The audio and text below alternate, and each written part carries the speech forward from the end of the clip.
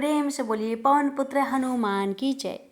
भक्तों रसपान करेंगे बुधवार मंगलवार की व्रत कथा। हनुमान जी का पंचमुखी रूप बहुत ही दिव्य और चमत्कारी माना गया है। मान्यता है इस रूप में बजरंग बली की पूजा करने से आपके जीवन में सुख शांति स्थापित होती है और सभी कष्ट दूर हो जाते हैं। तो आइए श्रवण करते हैं हनुमान जी की पंचमुखी अवतार की पावन गाथा। ये बात उस समय की है जब लंका में महाबलशाली मेघनाथ के साथ बड़ा ही भीषण युद्ध चला। अंततः मेघनाथ मारा गया। रावण जो अब तक मद में चूर था, राम सेना खास तौर पर लक्ष्मण का पराक्रम सुनकर थोड़ा तनाव में आ गया। रावण को कुछ दुखी देखकर रावण की माँ केकसी ने उसके पाताल में बसे दो भैया अहिरावण और महिरावण की याद दिलाई। रावण को याद आया कि यह दोनों तो उसके बचपन के मित्र रहे हैं। लंका का राजा बनने के बाद उनकी सुध ही नहीं ले रही थी। रावण यह भली प्रकार जानता था कि अहिरावण व महिरावण तंत्र मंत्र के महापंडित, जादू टोने के धनी और माँ कामाक्षी के परम भक्त है। रावण ने उन्हें बुला भेजा और कहा कि वह अपने छल बल कौशल से श्री राम व लक्ष्मण का सफाया कर दे। यह बात दूतों के जरिए विभीषण को पता लग गई। युद्ध में अहिरावण व महिरावण जैसे परम मायावी के शामिल होने से विभीषण चिंता में पड़ गए। विभीषण को लगा कि भगवान श्री राम और लक्ष्मण जी की सुरक्षा व्यवस्था कड़ी करनी पड़ेगी। बहुत सोच विचार करके उन्हें लगा कि इसका जिम्मा हनुमान जी को ही सौंप देना चाहिए। राम लक्ष्मण जी का कुटिया लंका में सुबेल पर्वत पर बना हुआ था। हनुमान जी ने भगवान श्री राम की कुटिया के चारों ओर एक सुरक्षा का कवच खींच दिया था। कोई जादू टोना, तंत्र मंत्र का असर या मायावी राक्षस इसके भीतर नहीं घुस सकते थे। अहिरावण और महिरावण श्री राम और लक्ष्मण जी को मारने उनकी कुटिया तक पहुंचे, पर इस सुरक्षा घेरे के आगे उनकी एक ना चली, वह असफल रहे। ऐसे में उन्होंने एक चाल चली। अहिरावण विभीषण का रूप धर के कुटिया में घुस गया। राम और लक्ष्मण पत्थर के सपाट शिलाओं पर गहरी नींद से सो रहे थे। दोनों राक्षस ने बिना आहट के दोनों भाई भगवान राम और लक्ष्मण जी को उठा लिया और अपने निवास पाताल की ओर लेकर चल दिए। विभीषण लगातार सतर्क थे। उन्हें कुछ देर में ही पता चल गया कि कोई अनहोनी घट चुकी है। विभीषण को अहिरावण पर शक था। उन्हें राम लक्ष्मण की जान की चिंता बहुत सताने लगी। विभीषण ने हनुमान जी को महिरावण के बारे में बताते हुए कहा कि वे उसका पीछा करें। लंका में अपने रूप में घुसना राम भक्त हनुमान के लिए ठीक न था। सो उन्होंने पंछी का रूप धारण कर लिया और पंछी का रूप में ही निकुंभला नगर में पहुंच गए। निकुंभला नगरी में पंछी रूप धरे हनुमान जी ने कबूतर और कबूतरी को आपस में बात करते हुए सुना। कबूतर और कबूतरी एक दूसरे से कह रहे थे कि अब रावण की जीत पक्की है। रावण व महिरावण राम लक्ष्मण को बलि चढ़ा देंगे, बस सारा युद्ध समाप्त हो। कबूतर की बातों से ही बजरंग बली को पता चला कि दोनों राक्षस राम और लक्ष्मण को सोते में ही उठाकर कामाक्षी देवी को बलि चढ़ाने पाताल लोक ले गए हैं। हनुमान जी वायु के वेग से रसातल की ओर बढ़े और तुरंत वहां पहुंचे। हनुमान जी को रसातल के प्रवेश द्वार पर एक अद्भुत पहरेदार मिला। इसका आधा शरीर बानर का और आधा शरीर मछली का था। उसने हनुमान जी को पाताल में प्रवेश करने से रोक दिया। द्वार पर हनुमान जी से बोला कि मुझको परास्त किए बिना तुम्हारा भीतर जाना संभव नहीं है। दोनों में घमासान लड़ाई हुई। हनुमान जी के आशा के विपरीत यह बड़ा ही बलशाली और कुशल योद्धा निकला।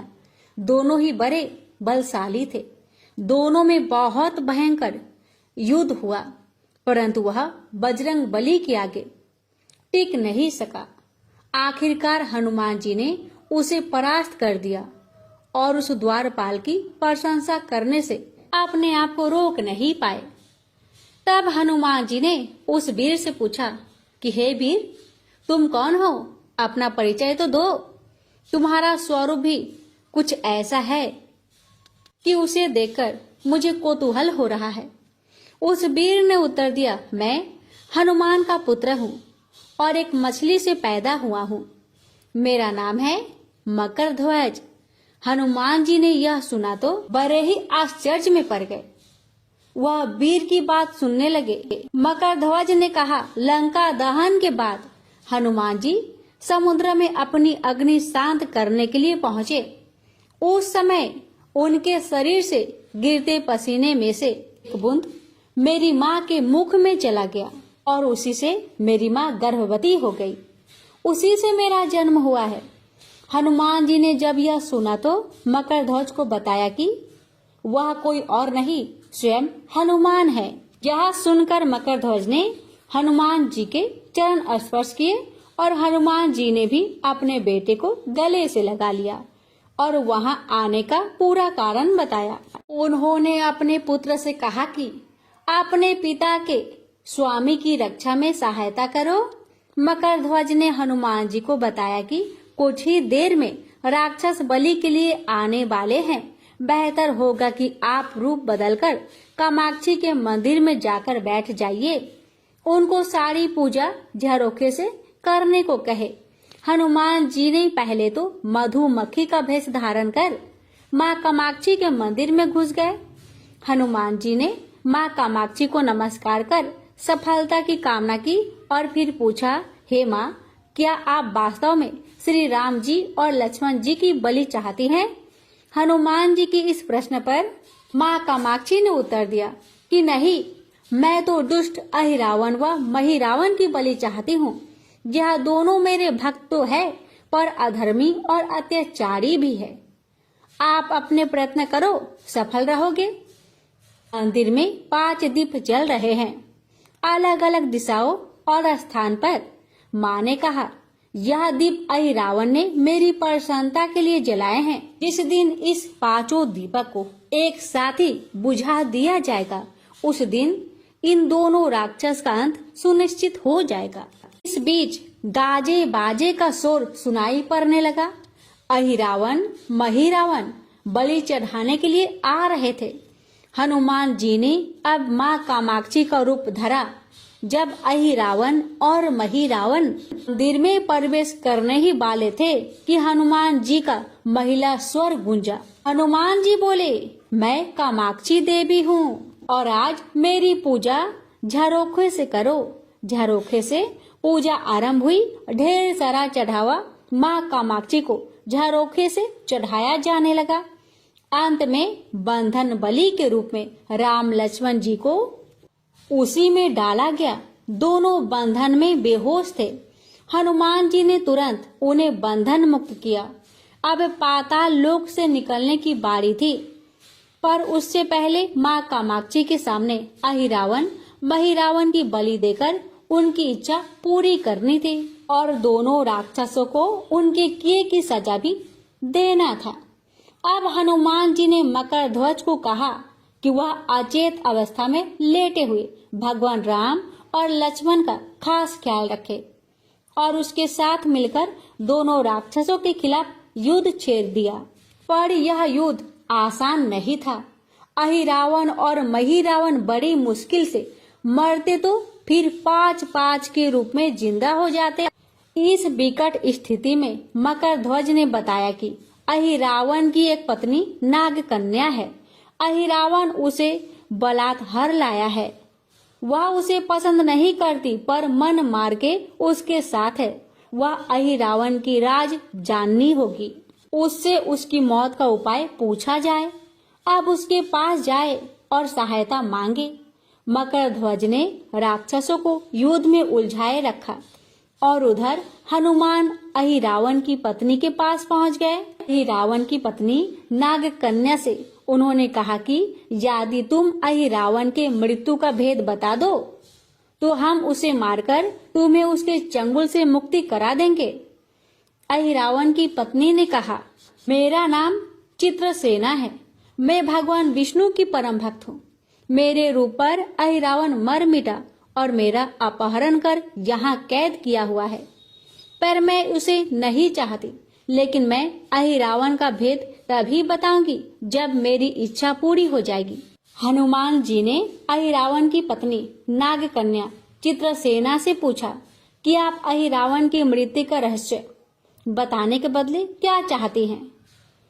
आप मुझसे अपनी शर्त बताए, मैं उसे जरूर मानूंगा, जरूर पूरा करूंगा।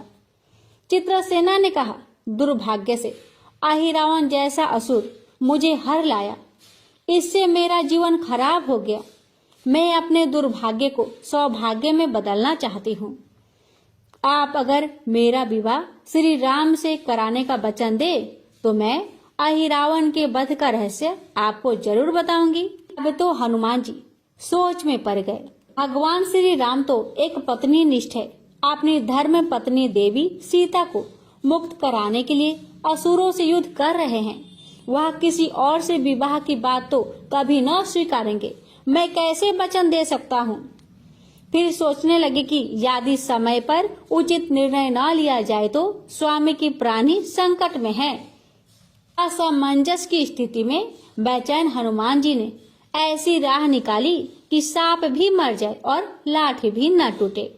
हनुमान जी बोले, तुम्हारी शर्त स्वीकार है, पर हमारी भी एक शर्त है। अब विवाह तभी होगा जब तुम्हारे साथ भगवान राम जिस पलंग पर आसीन होंगे वह सही सलामत रहना चाहिए। यदि वह टूटा तो इसे अपशकुन मानकर वचन से पीछे हट जाऊंगा। जब महाकाय अहिरावण के बैठने से पलंग नहीं टूटा तो भला श्री राम के बैठने से कैसे टूटेगा? यह सोचकर चित्रसेना तैयार हो गई। उसने अहिरावण समेत सभी राक्षसों के अंत का सारा भेद बता दिया। चित्रसेना ने कहा, दोनों राक्षसों के बचपन की बात है। इन दोनों के कुछ शरारती राक्षस मित्र ने कहीं से एक भ्रामरी को पकड़ लिया। मनोरंजन के लिए वे उसे भ्रामरी को बार बार कांटों से छेद रहे थे।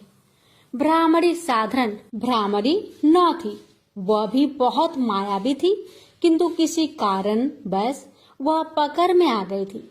भ्रामरी की पीड़ा सुनकर अहिरावण और महिरावण को दया आ गई और अपने मित्रों से लड़कर उसे छुड़ा दिया। मायावी भ्रामरी का पति भी अपने पत्नी की पीड़ा सुनकर आया था और अपनी पत्नी की मुक्ति से प्रसन्न होकर उस भौरे ने वचन दिया था कि तुम्हारे उपकार का बदला हम सभी भ्रमर जाति मिलकर चुकाएंगे। ये भौरे अधिकतर उसके शयन कक्ष के पास रहते हैं। ये सब बड़ी भारी संख्या में है। दोनों राक्षसों को जब भी मारने का प्रयास हुआ है और ये मरने को हो जाते हैं तब भ्रमर उनके मुख में एक बूंद अमृत का डाल देते हैं। उस अमृत के कारण ये दोनों राक्षस मरकर भी जिंदा हो जाया करते हैं। इनके कई कई रूप उसी अमृत के कारण हैं। इन्हें जितनी बार फिर से जीवित किया जाता है उनके उतने नए रूप बन जाते हैं। इसलिए आपको पहले इस भौरों को मारना होगा। हनुमान जी रहस्य जानकर लौटे।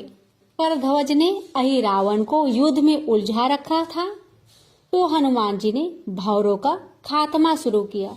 वे आखिर हनुमान जी के सामने कहाँ तक टिकते। जब सारे भ्रमर खत्म हो गए और केवल एक बचा तो वह हनुमान जी के चरणों में लौट गया। उसने हनुमान जी से प्राण रक्षा की याचना की। हनुमान जी पसीज गए। उन्होंने उसे क्षमा करते हुए एक काम सौंपा। हनुमान जी बोले, मैं तुम्हें प्राण दान देता हूँ, पर एक शर्त पर कि तुम यहाँ से तुरंत चले जाओगे और अहिरावण की पत्नी के पलंग की पार्टी में घुसकर जल्दी से जल्दी उसे पूरी तरह खोखला बना दोगे। और तत्काल चित्रसेना की पलंग की पार्टी में घुसने के लिए प्रस्थान कर गया। और अहिरावण और महिरावण को अपने चमत्कार के लुप्त होने से बहुत अचरज हुआ और उन्होंने मायावी युद्ध जारी रखा। भ्रमरों को हनुमान जी ने समाप्त कर दिया। फिर भी हनुमान जी के हाथों अहिरावण और महिरावण का अंत नहीं हो पा रहा था। यह देखकर हनुमान जी कुछ चिंतित हुए। फिर उन्हें कामाक्षी देवी का वचन याद आया। देवी ने बताया था कि अहिरावण की सिद्धि है कि जब पांचों दीपकों को एक साथ बुझाएंगे तभी वे नए नए रूप धारण करने में असमर्थ होगा और उसका वध हो सकेगा। हनुमान जी ने तत्काल पंचमुखी रूप धारण कर लिए। उत्तर दिशा में वाराह मुख, दक्षिण दिशा में नरसिंह मुख, पश्चिम में गरुड़ मुख, आकाश की ओर हयग्रीव मुख एवं पूर्व दिशा में हनुमान जी का मुख। उसके बाद हनुमान जी ने अपने पांचों मुख द्वारा एक साथ पांचों दीपक को बुझा दिए। अब उनके बार बार पैदा होने और लंबे समय तक जिंदा रहने की सारी आकांक्षाएं समाप्त हो गई। अब हनुमान जी के हाथों से महिरावण और अहिरावण दोनों मारे गए। इसके बाद उन्होंने श्री राम और लक्ष्मण जी की मूर्छा दूर करने के लिए उपाय किए।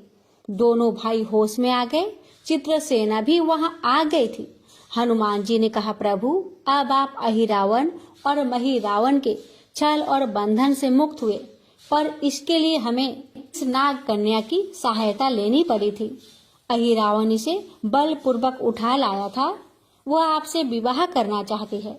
कृपया उससे विवाह कर अपने साथ ले चले, इससे उसे भी मुक्ति मिल जाएगी। श्री राम हनुमान जी की बात सुनकर चकरा गए। इससे पहले कि वह कुछ कह पाते, हनुमान जी ने ही कह दिया, भगवान आप तो मुक्तिदाता है। रावण को मारने का भेद इसी ने बताया है। इसके बिना हम उसे मारकर आपको बचाने में सफल ना हो पाते। कृपा निधान इसे भी मुक्ति मिलनी चाहिए। परंतु आप चिंता ना करें, हम सबका जीवन बचाने वाले के प्रति बस इतना ही कीजिए कि आप बस इस पलंग पर बैठिए, बाकी का काम मैं संपन्न करवाता हूँ। हनुमान जी इतनी तेजी से सारे कार्य करते जा रहे थे कि इससे भी राम जी और लक्ष्मण जी दोनों चिंता में पड़ गए। वह कोई कदम उठाते कि तब तक हनुमान जी ने भगवान राम की बाह पकड़ ली। हनुमान जी ने भावावेश में प्रभु श्री राम की बाह पकड़कर चित्रसेना के उस सजे धजे विशाल पलंग पर बिठा दिया। भगवान राम कुछ समझ पाते कि तभी पलंग की खोखली पाटी चरचरा कर टूट गई। पलंग धराशायी हो गई। चित्रसेना भी जमीन पर आ गिरी। हनुमान जी हंस पड़े और फिर चित्रसेना से बोले, अब तुम्हारी शर्त तो पूरी हुई नहीं, इसलिए यह विवाह नहीं हो सकता। तुम मुक्त हो और हम तुम्हें तुम्हारे लोग भेजने का प्रबंध करते हैं। अब तो चित्रसेना समझ गई कि उसके साथ छल हुआ है। उसने कहा कि उसके साथ छल हुआ है। मर्यादा पुरुषोत्तम के सेवक उनके सामने किसी के साथ छल करे, ये तो बहुत ही अनुचित है। मैं हनुमान को श्राप दूंगी। चित्रसेना ने हनुमान जी को श्राप देने ही जा रही थी। श्री राम का सम्मोहन भंग हुआ। वह इस पूरे नाटक को समझ गए। उन्होंने चित्रसेना को समझाया, मैंने एक पत्नी धर्म से बंधे होने का संकल्प लिया है, इसलिए हनुमान जी को यह करना पड़ा। उन्हें क्षमा कर दो। क्रोधित चित्रसेना तो उनसे विवाह करने की जिद पकड़ी बैठी थी। श्री राम ने कहा, मैं जब द्वारपर में श्री कृष्ण अवतार लूंगा तब तुम्हें सत्यभामा के रूप में अपनी पटरानी बनाऊंगा। इससे वह मान गई। हनुमान जी ने चित्रसेना को उसके पिता के पास पहुंचा दिया। चित्रसेना को प्रभु ने अगले जन्म में पत्नी बनाने का वरदान दिया था। भगवान विष्णु की पत्नी बनने की चाह में उसने स्वयं को अग्नि में भस्म कर लिया। श्री राम और लक्ष्मण मकर ध्वज और हनुमान जी सहित वापस लंका में सुबेल पर्वत पर लौट आए। प्यारे भक्तों, ये थी पंचमुखी हनुमान जी की पावन कथा। इस कथा के श्रवण मात्र से ही हर मनोकामना अवश्य पूरी हो जाती है। अब सुनिए भगवान राम की महिमा की कथा। यह कहानी कुबाजी महाराज की है, जिनका नाम उनके गुरुदेव द्वारा केवल राम जी रखा गया था। वे एक कुम्हार थे। उन्होंने श्री कृष्णदास पायहारी जी के सत्संग में जाना शुरू किया और उन्हें सतगुरु रूप में वरण किया। जाति से वे कुम्हार थे, लेकिन उनकी स्थिति महान संतों के समान हो गई थी। वे संतों की सेवा में लीन रहते थे। उन्होंने समझ लिया कि संत सेवा ही भगवत कृपा का मुख्य साधन है। यदि संतों की आराधना की जाए तो भगवान को प्राप्त करना सहज हो जाता है। कोई भी वैष्णव या संत उनके घर आता तो वे उनका आदर पूर्वक सत्कार करते। उनके घर में साधु संतों का आना जाना लगा रहता था। वे महीने में केवल 30 बर्तन बनाते थे और उनमें से रोज केवल एक ही बेचते थे। इस सीमित कमाई से ही वे अपने परिवार का भरण पोषण करते और शेष धन से संत सेवा करते थे। वे अधिक बर्तन इसलिए नहीं बनाते थे क्योंकि उनका मत था कि यदि हम अधिक व्यापार और सांसारिक गतिविधियों में उलझ जाएंगे तो हमारा मन आंतरिक भजन में नहीं लगेगा। एक दिन उनके घर में बहुत से संतों की मंडली आई, किंतु उनके घर में संत सेवा के लिए कोई व्यवस्था नहीं थी। उन्होंने पत्नी से कहा, अब हमें किसी से उधार लेना पड़ेगा। संत आए हैं और वे भूखे नहीं रह सकते। वे ये भी कर सकते हैं कि संतों से हाथ जोड़कर विनम्रता पूर्वक कह देते कि उनके पास भोजन की व्यवस्था नहीं है, लेकिन उनके प्रेमी हृदय ने यह स्वीकार नहीं किया। उन्होंने सोचा संतों की सेवा के लिए ऋण भी लेना पड़े तो कोई दोष नहीं। वे एक महाजन के पास गए और कहा, हमारे घर 20-25 संत आए हैं, उनके लिए भोजन सामग्री चाहिए, कृपया हमें उधार दीजिए, हम धीरे धीरे इसे चुका देंगे। अधिकांश महाजनों ने यह कहकर मना कर दिया कि यह गरीब आदमी है, इसे उधार देने का कोई लाभ नहीं। लेकिन एक चतुर महाजन ने कहा, यदि तुम मेरा एक काम कर दो तो जितनी भी सामग्री चाहिए मैं दे सकता हूं। कुबाजी महाराज ने पूछा, आपका क्या काम है? महाराज ने कहा, हमारे कुएं की खुदाई का काम रुका हुआ है, यदि तुम उसे पूरा कर सको तो मैं तुम्हें संत सेवा के लिए सामग्री दे दूंगा। यह सुनकर कुबाजी महाराज ने खुश होते हुए सहमति दे दी। कुबाजी ने संतों की सेवा के लिए उधार लेना भी स्वीकार कर लिया। वे भक्तों की सेवा में इतने तन्मय थे कि उन्होंने सेवा की सामग्री ली और संतों की सेवा की। उनकी पत्नी भी इस सेवा में सहभागी बनी। फिर वे दोनों तय किया हुआ कार्य करने के लिए वापस आए। वे खुदाई करते हुए हर फावड़े के साथ राम नाम का उच्चारण करते। पत्नी मिट्टी बाहर फेंकती और वे वापस में भी ईश्वर के नाम लेकर ही संवाद करते। उन्हें मेहनत करता देखकर महाजन को तो आनंद हो गया। वह सोचने लगा कि थोड़ी सामग्री देकर उसने बहुत बड़ा कार्य करवा लिया। जैसे जैसे फावड़ा चलता केवल राम जी सिया राम कहते मिट्टी निकालकर तसले में रखते और संकेत में अपनी पत्नी से कहते सियाराम अर्थात उठाओ। फिर वे कहते सियाराम और वह मिट्टी उठाती। इस प्रकार वे दोनों एक एक कदम आगे बढ़ते। अब वे कुआं खोदने में तत्लीन हो गए। खुदाई के दौरान मिट्टी खिसकने लगी क्योंकि चारों ओर रेतीली मिट्टी थी। कुछ ही समय में हजारों मन मिट्टी खिसक गई। कुआं गहरा हो चुका था और अब बस पानी निकलने की ही देरी थी कि अचानक ऊपर की पहाड़ी धंस गई और केवल राम जी मिट्टी के नीचे दब गए। मिट्टी इतनी तेजी से गिरी कि चारों ओर बस धूल ही धूल थी। अब किसी को भी यह संभव नहीं लग रहा था कि वे जीवित बचेंगे। उनकी पत्नी को समझाया गया कि अब कुछ भी संभव नहीं, लेकिन वे धैर्यवान थी। उन्होंने इसे प्रभु की इच्छा और अपने पारवंद का फल माना। 1 महीने तक कोई भी उस स्थान के पास नहीं गया, क्योंकि यह एक बहुत ही दुखद घटना थी। 1 महीना बीत गया और तभी उधर से गुजरने वाले कुछ लोगों ने अचानक नाम ध्वनि सुनी, सिया राम सिया राम सिया राम। यह ध्वनि अत्यंत आनंदमय थी। जो भी उस स्थान के पास गया वह इस ध्वनि को सुनकर रोमांचित हो उठा। यह कोई साधारण ध्वनि नहीं थी, यह गहन आध्यात्मिक ऊर्जा से भरी हुई थी। यात्रियों ने यह भी सुना कि सिर्फ नाम ही नहीं बल्कि मृदंग और करताल की ध्वनि भी आ रही थी।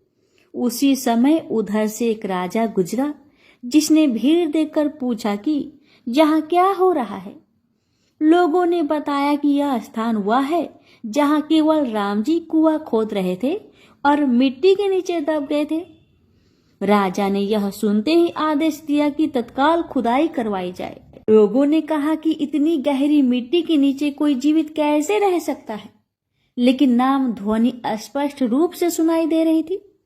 जब मिट्टी हटानी शुरू की गई तो एक गुफा जैसी संरचना दिखाई दी। प्रभु की कृपा देखिए, जहाँ केवल राम जी बैठे थे वहां मिट्टी नीचे तक नहीं गिरी थी, बल्कि ऊपर ही रुक गई थी। यह चमत्कार था। जब सभी ने देखा तो पाया कि केवल राम जी आरामदायक मुद्रा में बैठे हुए थे और जोर जोर से सिया राम का नाम जप रहे थे। उनके पास सुंदर पात्र में भोजन रखा था और जल भी रखा था। प्रश्न यह था कि यह भोजन और जल वहां कैसे पहुंचा। सोचिए, यदि किसी लिफ्ट में बिजली चली जाए तो कितनी घबराहट होती है। लेकिन यह भक्त तो एक गहरे कुएं में बैठे थे और न केवल जीवित थे बल्कि पूर्णतः आनंद मग्न भी थे। यह उनकी अटूट भक्ति और प्रभु के नाम पर दृढ़ विश्वास का परिणाम था। यह नाम जप का प्रभाव था कि उन्होंने किसी भी प्रकार की घबराहट महसूस नहीं की।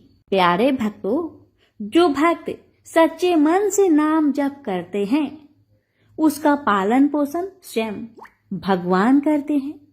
जब खुदाई पूरी हुई तो सभी ने देखा कि केवल राम जी सुरक्षित थे। बस उनकी पीठ पर हल्की चोट आई थी, लेकिन वे पूर्णतः स्वस्थ थे।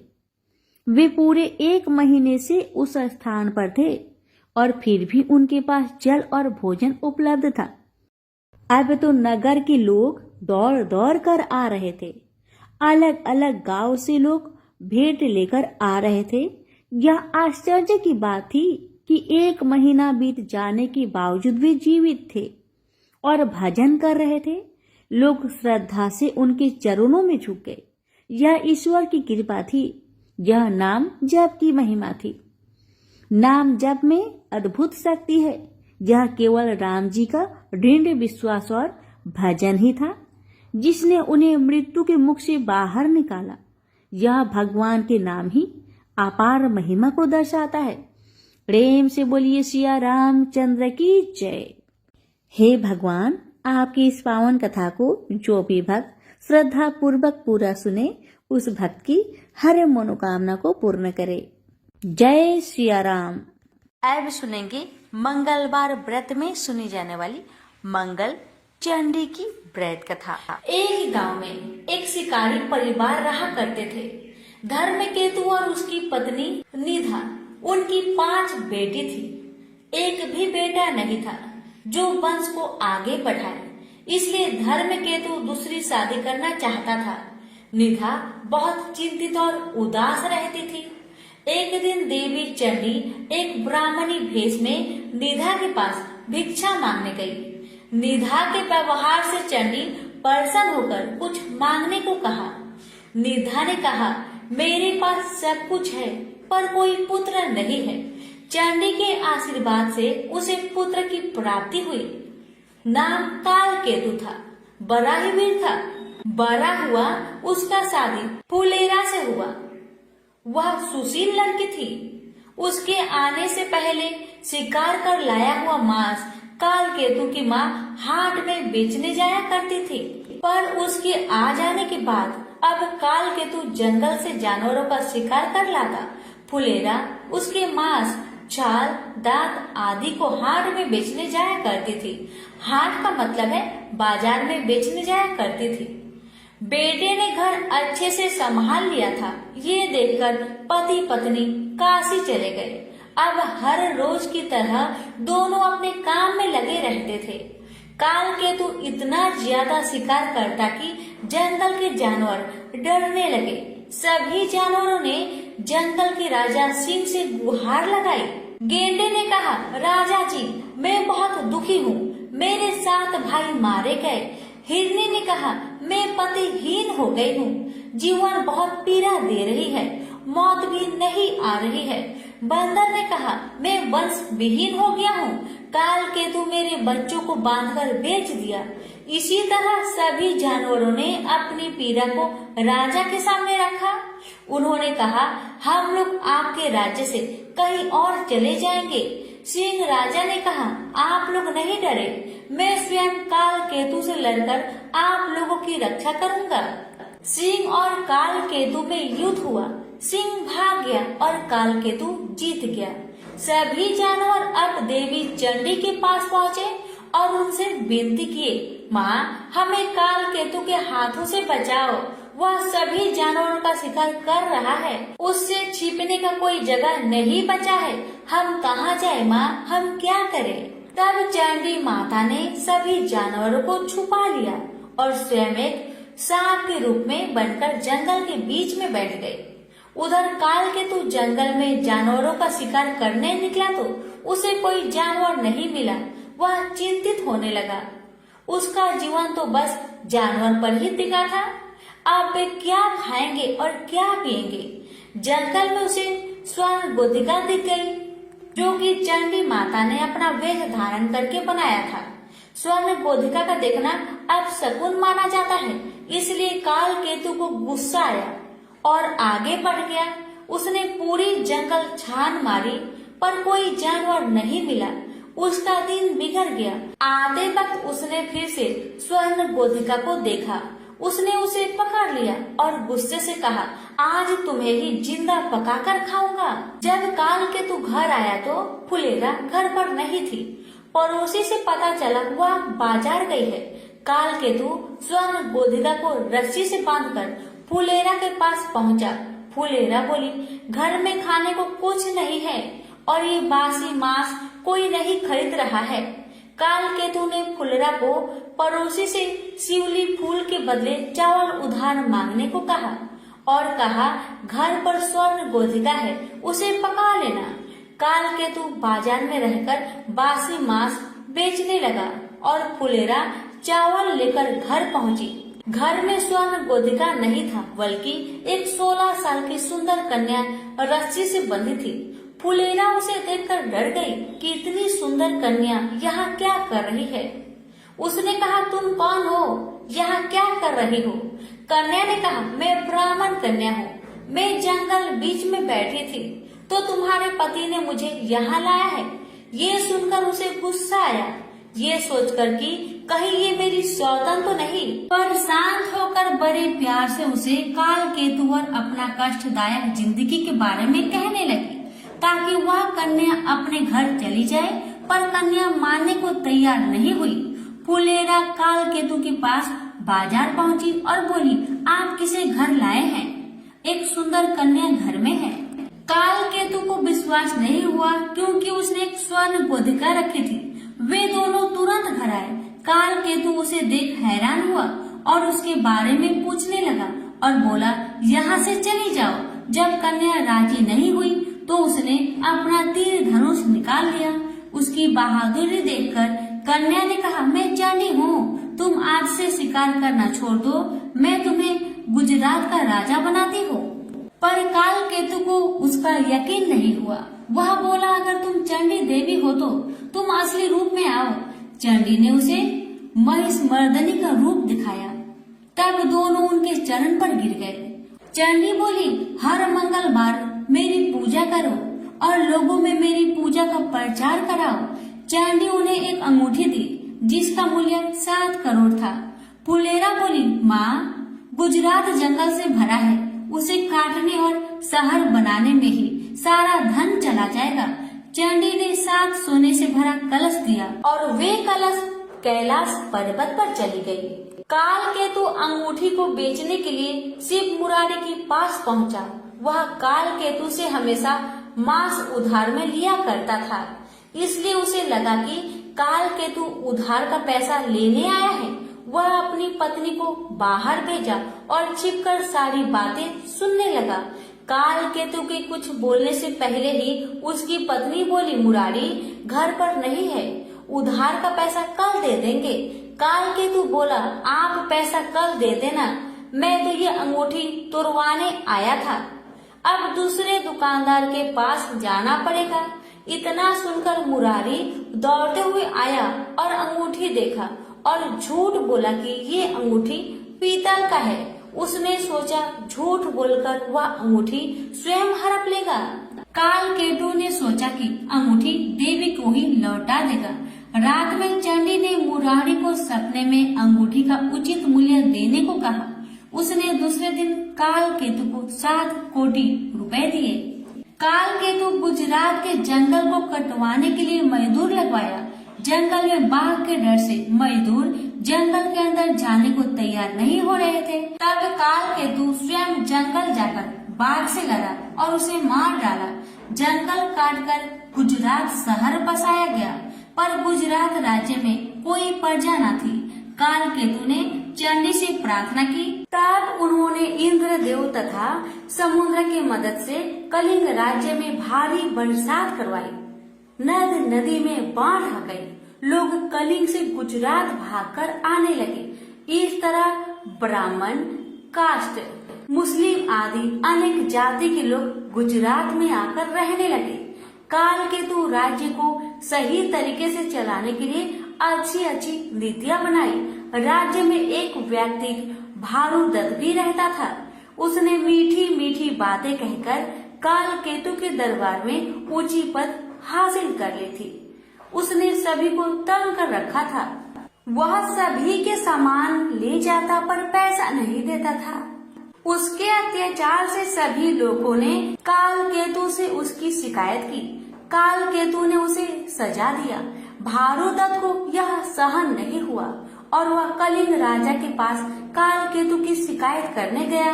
भारू दत्त कलिंग राज के दरबार में पहुंचकर राजा से कहने लगा कि आपके रहते कोई और दूसरा राजा शासन कैसे कर सकता है। कलिंग राज ने उससे पूछा, कौन है? यदि तुम सच कह रहे हो तो दिखाओ हमें। भारू दत्त ने कलिंग राज के दूत को ये सब दिखाया। कलिंग राज ने काल केतु पर आक्रमण किया। दोनों के बीच भीषण युद्ध हुआ, पर काल केतु हार गया। उसे काल कोठरी में डाल दिया गया। रात को चंडी देवी ने कलिंग राज को सपने में दर्शन दी और बताई कि काल केतु को मैंने गुजरात का राजा बनाया है, उसे आजाद कर दो।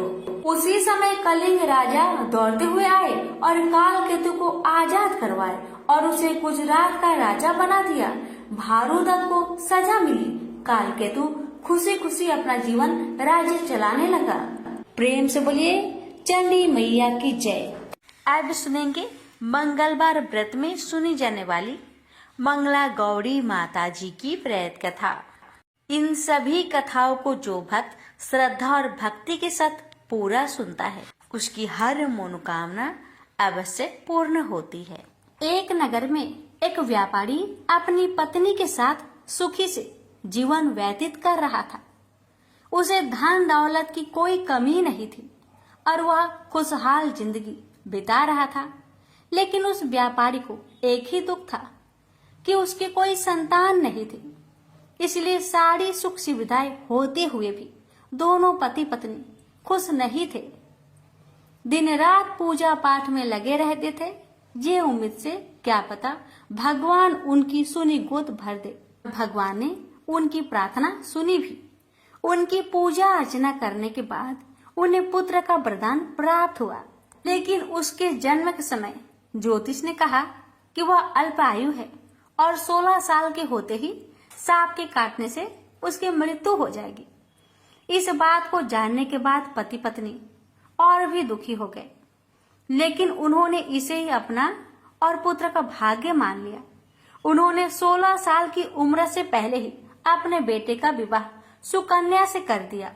इस कन्या की माता मां मंगला गौरी का व्रत किया करती थी और उसने अपनी पुत्री को भी विवाह के बाद सुखी जीवन के लिए मां मंगला गौरी का व्रत रखने की सलाह दी थी। विवाह के बाद कन्या ने ससुराल आकर विधि विधान से मंगला गौरी का व्रत किया और मां गौरी की पूजा अर्चना की, जिसके परिणाम स्वरूप उसे अखंड सौभाग्यवती का आशीर्वाद प्राप्त हुआ और सेठ के पुत्र की मृत्यु टल गई और तभी से मां मंगला गौरी की व्रत की मान्यता अधिक बढ़ गई। प्रेम से बोलिए मंगला गौरी माता की जय हो। प्राचीन काल में कुरु देश में श्रुत कीर्ति नामक एक राजा शास्त्र ज्ञाता, कीर्तिमान तथा शत्रु रहित था। वह 64 कलाओं को जानने वाला तथा धनुर्विद्या में निपुण था। उसके यहाँ संसार की किसी वस्तु की कमी न थी। कमी थी तो केवल एक संतान की। संतान प्राप्ति के लिए वह दिन रात यत्न करता था। उसने संतान के लिए देवी की आराधना भी की। एक दिन देवी ने उसकी आराधना से प्रसन्न होकर उसे साक्षात दर्शन दिए और कहा, हे श्रुत कीर्ति, वर मांगो। राजा श्रुत कीर्ति ने कहा, माँ, यदि आप मुझ पर प्रसन्न हैं तो मुझे एक पुत्र दीजिए। आपकी कृपा से मेरे यहाँ धन्य धान्य आदि किसी चीज की कमी नहीं, बस एक कमी है तो पुत्र सुख की। इसको छोड़कर मेरे यहाँ सब आनंद है। राजा के ऐसे कहने पर देवी मुस्कुराई और उन्होंने कहा, राजन, तुमने एक दुर्लभ वस्तु की याचना की है, फिर भी तुमको पुत्र मैं अवश्य दूंगी। लेकिन तुम मेरी बात को ध्यान देकर सुनो। तुम्हारे यहाँ जो पुत्र होगा वह बहुत गुणवान होगा, किंतु वह 16 वर्ष से अधिक जीवित नहीं रहेगा। हाँ, यदि एक सुंदर अथवा विद्या विहीन पुत्र होगा तो वह बहुत समय तक जीवित रहेगा। देवी की बात सुनकर राजा चिंता में पड़ गया और माता की बात अपनी पत्नी को बताया। कहा, हे रानी, माता रानी ने कहा है, अगर मैं गुणवान पुत्र का मांग करता हूँ तो वह 16 वर्ष तक जीवित रहेगा। अगर अनपढ़ गंवार पुत्र की मांग करता हूँ तो वह दीर्घ काल तक जीवित रहेगा। अब तुम बताओ मैं क्या करूं और क्या मांगू।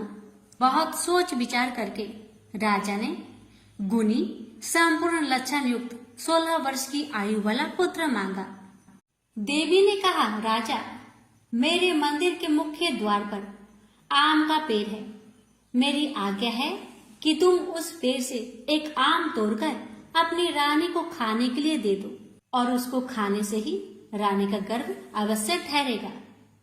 राजा ने प्रसन्न होकर देवी के मंदिर के मुख्य द्वार पर जो आम का पेड़ था वहां से एक आम तोड़कर अपनी पत्नी को खाने के लिए दिया। रानी ने भी माँ मंगला गौरी के आदेश अनुसार फल खाया और 10 मास के पश्चात उसके यहाँ देव पुत्र तुल्य पुत्र पैदा हुआ।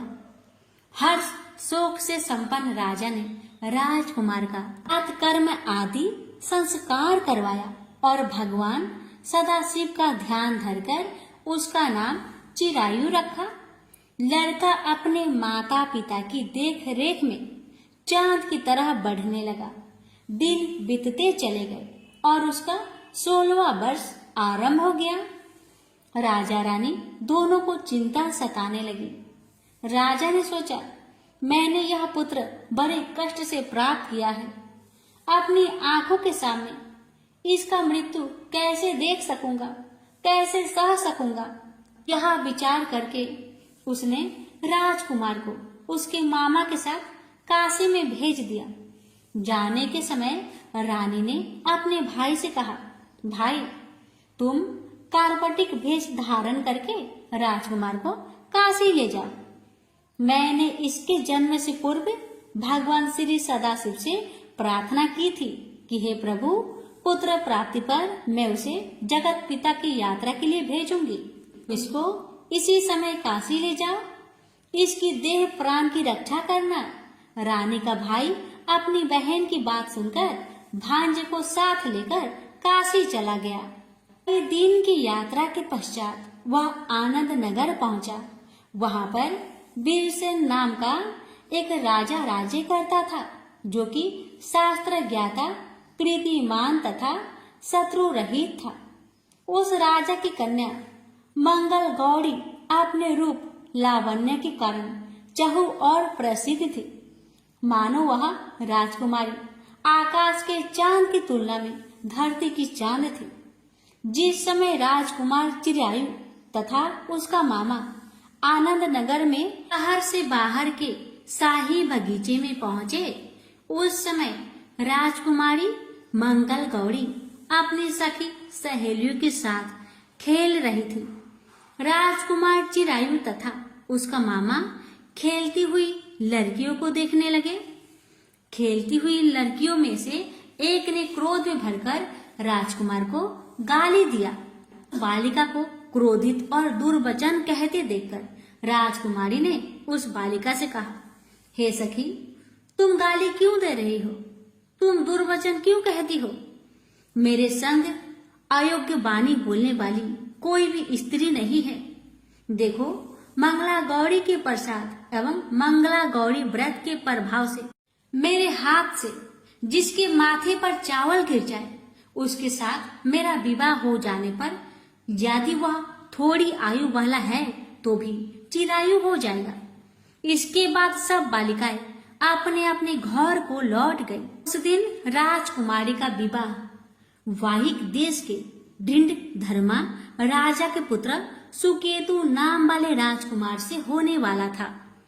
लेकिन सुकेतु मूर्ख, कुरूप तथा बहरा था। वर पक्ष वाले उसकी बजाय विवाह मंडप में अन्य अच्छा वर ले जाने की इच्छा प्रकट कर चुके थे। विवाह के पश्चात सुकेतु के बजाय प्रस्तुत वर को भगा दिया जाएगा और सुकेतु वाहिक देश को अपनी पत्नी लेकर लौट जाएगा। ऐसा विचार करके वर पक्ष के कुछ आदमी चिरायु के पास जाकर उसके मामा से कहने लगे, यह बालक तुम हमें दे दो, इसके द्वारा हमारा कार्य सिद्ध होने वाला है। इस भूमि पर परोपकार जैसा अन्य कोई धर्म नहीं है। उन लोगों की बात सुनकर चिरायु का मामा प्रसन्न हो गया, क्योंकि वह बगीचे में मंगल गौरी की बात सुन चुका था। उसने वर पक्ष वालों से कहा, आप लोग इस लड़के को क्यों चाहते हैं? विवाह के लिए वस्त्र, गहने आदि तो मांगे जा सकते हैं, लेकिन कोई वर थोड़े ही मांगा जाता है। फिर भी मैं आपकी बात रखता हुआ लड़का को दे रहा हूँ। वर पक्ष राजकुमार चिरायु को विवाह मंडप में ले गए और विवाह के कार्य सिद्ध हो गया। जब सप्तपदी आदि कार्य होने के बाद रात में राजकुमार मंगल गौरी के साथ सोया, तभी उसका 16वां वर्ष समाप्त हो रहा था। ठीक उसी समय काल साप के रूप में वहां आया। संयोगवश उसी समय राजकुमारी की नींद खुल गई और वह सांप को देखकर मारे भय के कांपने लगी। फिर उसने भय त्याग कर सांप की पूजा की, पीने के लिए उसे बहुत सा दूध दिया, प्रार्थना की दीन वाणी से, उसकी स्तुति की। मंगल गौरी ने कहा, मैं उत्तम व्रत करूंगी, मेरे पतिदेव जीवित हो जाए और चिरंजीवी हो। देखते ही देखते सांप कमंडल में प्रवेश कर गया। अपनी कुछ की चोली से राजकुमारी ने कमंडल का मुख बांध दिया। उस समय राजकुमार अपने शरीर के अंगों को ऐंठते हुए जागकर उठकर बैठ गया। उसने राजकुमारी से कहा, मुझे बहुत भूख लगी है। राजकुमारी ने माता के समीप जाकर लड्डू आदि लाकर राजकुमार को खाने के लिए दिए। राजकुमार ने प्रसन्न होकर भोजन किया। हाथ धोते समय उसके हाथ से अंगूठी गिर गई। वह पान खाकर दोबारा सो गया। उसके सोने के बाद राजकुमारी कमंडल को बाहर फेंकने के लिए गई, लेकिन विधि के विधान से बाहर जाते समय चमकते हुए हार की चमक देखकर चकित रह गई। उसने उस घट में स्थित हार को अपने गले में पहन लिया। थोड़ी रात बाकी रहने पर चिरायु का मामा आकर उसे ले गया। चिरायु के जाने के बाद वर पक्ष जन सुकेतु को वहां ले आए। मंगल गौरी ने जब सुकेतु को देखा तो कहा, यह मेरा पति नहीं है। इस पर वर पक्ष जनों ने राजकुमारी से कहा, हे देवी, यह तुम क्या कह रही हो? यदि कोई पहचान हो तो कहो। मंगल गौरी ने कहा, रात को मेरे पति ने जो मुझे जराऊ हार दिया है, उस हार के रत्नों की सुंदरता यह बताए, यह कोई अन्य ही है। रात्रि में आम्र सेजन के समय मेरे पति का केसर युक्त पद मेरी जांग में लगा हुआ है। लोग उसे देखो।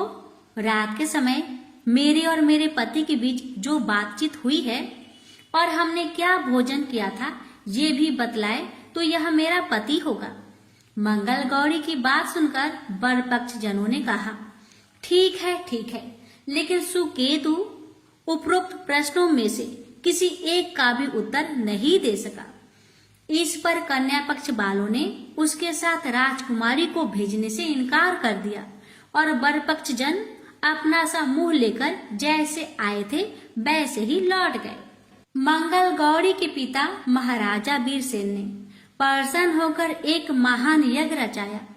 उसने ये भी सुना कि वर पक्ष जन किस प्रकार अपने कुरूप राजकुमार के बजाय किसी अन्य सुंदर युवक को विवाह के मंडप में ले आए थे और उसके साथ मंगल गौरी का विवाह हुआ था।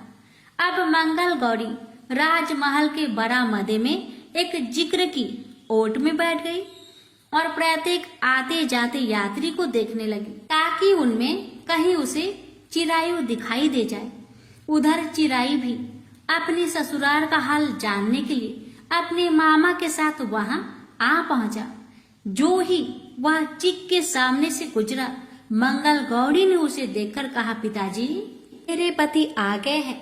राजा ने तुरंत ही मामा भांजे को राजभवन के भीतर बुलवा भेजा। मंगल गौरी की बताई हुई सब निशानियां चिरायु में मौजूद थी। राजा ने वस्त्र भरण अवश्य, गज रथ तथा अन्य बहुत सी चीजों के साथ मंगल गौरी चिरायु के साथ कर दी। उसके बाद चिरायु राजा वीरसेन से विदा होकर अपनी पत्नी एवं मामा के साथ कुल नंदन सेना सहित अपने नगर को गया। जब उसके माता पिता ने लोगों के मुख से उसकी वापस आने की बातें सुनी तो उन्हें इस बात का विश्वास ही नहीं हुआ। वे बड़े हैरान हो गए और सोचने लगे, लो, भाग्य के विपरीत कैसे हो सकता है। वह अभी यह सोच ही रहे थे कि राजकुमार चिरायु ने माता और पिता के चरणों में प्रणाम किया।